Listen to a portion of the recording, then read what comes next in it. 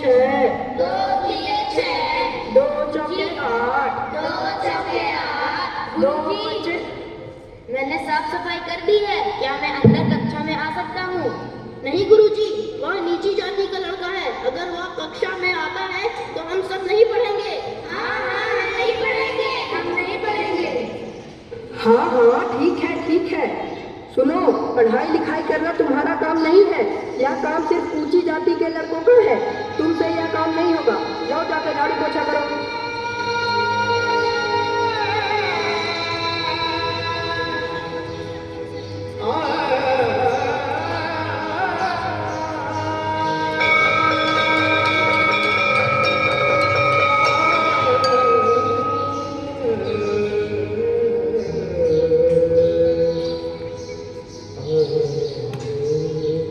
सुनो, मुझे भी प्यास लगी है, थोड़ा पानी पिला दो, भगवान की मेहरबानी होगी।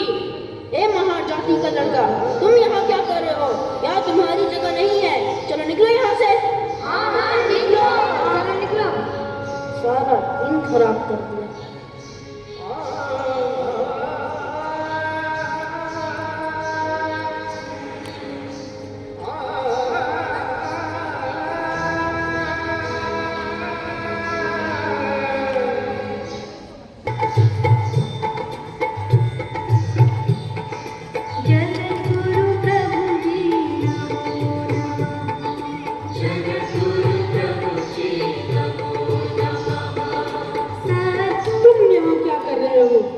पंडित जी, मुझे भी भगवान का दर्शन करना है, मुझे भी आशीर्वाद लेनी है।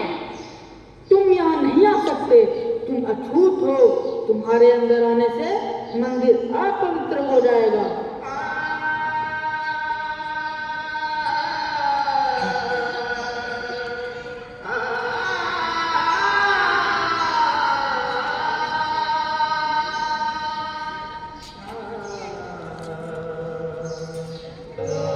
डॉक्टर अंबेडकर ने अपने जीवन में बहुत से ऐसे कष्ट सहे, लेकिन कभी भी अपने शिक्षा को प्रभावित नहीं होने दिया। वह हर दिन 14 से 18 घंटे तक अध्ययन किया करते थे। शिक्षा के प्रति उनकी ललक और जी तोड़ मेहनत का ही परिणाम था कि बड़ौदा के शाहू महाराज जी ने उन्हें उच्च शिक्षा के लिए इंग्लैंड भेज दिया था। लंदन प्रवास के दौरान वे हर रोज लाइब्रेरी में जाया करते थे और घंटों पढ़ाई किया करते थे।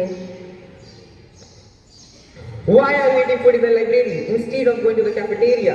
I'm going to cancel your membership and you will have to pay fine for this act. Please forgive me, sir. Don't cancel my membership. I need to study for the betterment of people of my society. I don't have enough money to go to the cafeteria and have lunch. That's why I was eating here, sir. Please forgive me. I need to continue my study. Oh my goodness, you are there for such a great cause. Listen brother, from today onwards you will not eat here in the library. Instead you will come to the cafeteria. I will share my lunch with you every day. Thank you, sir. Thank you so much. Why do you always study? You never go anywhere to have some fun, as many do here. If I will have fun, then who will take care of my people? इसके बाद बाबा साहब भीमराव अंबेडकर ने Europe के भिन्न भिन्न विश्वविद्यालयों से 4 विषयों में पीएचडी की उपाधि हासिल की। भीमराव अंबेडकर भारतीय इतिहास के ऐसे इकलौते व्यक्ति हैं जिन्होंने दलितों और वंचितों को सामाजिक अधिकार दिलाने के लिए अपना संपूर्ण जीवन समर्पित कर दिया।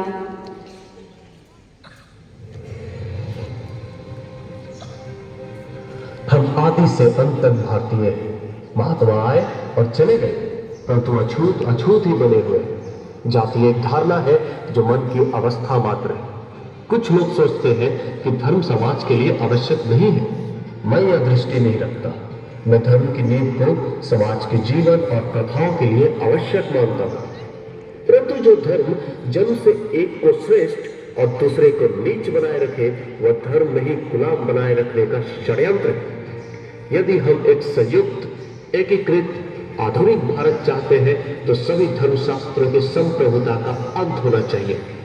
धर्म मनुष्य के लिए है, न कि मनुष्य धर्म के लिए। हमें अपने पैरों पर खड़ा होना है, अपने अधिकार के लिए लड़ना है।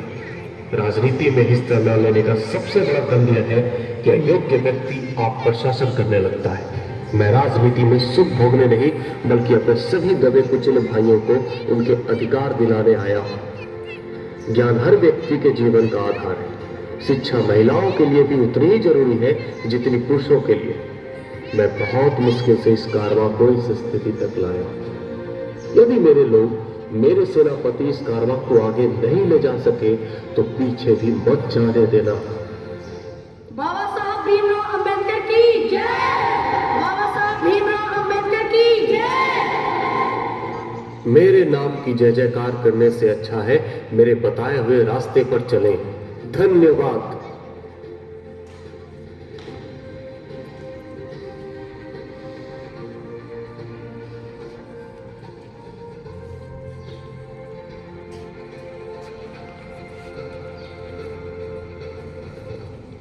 संविधान को भारतीय समाज के लिए एक मार्गदर्शक दस्तावेज के रूप में प्रस्तुत करने में डॉक्टर अंबेडकर की सबसे प्रभावी और निर्णायक भूमिका थी। 26 नवंबर 1949 को संविधान सभा ने संविधान के उस प्रारूप को स्वीकार किया जिसे भीमराव अंबेडकर की अध्यक्षता में ड्राफ्टिंग कमेटी ने तैयार किया था। इसी रूप में संविधान 26 जनवरी 1950 को लागू हुआ और भारत एक रिपब्लिक बना।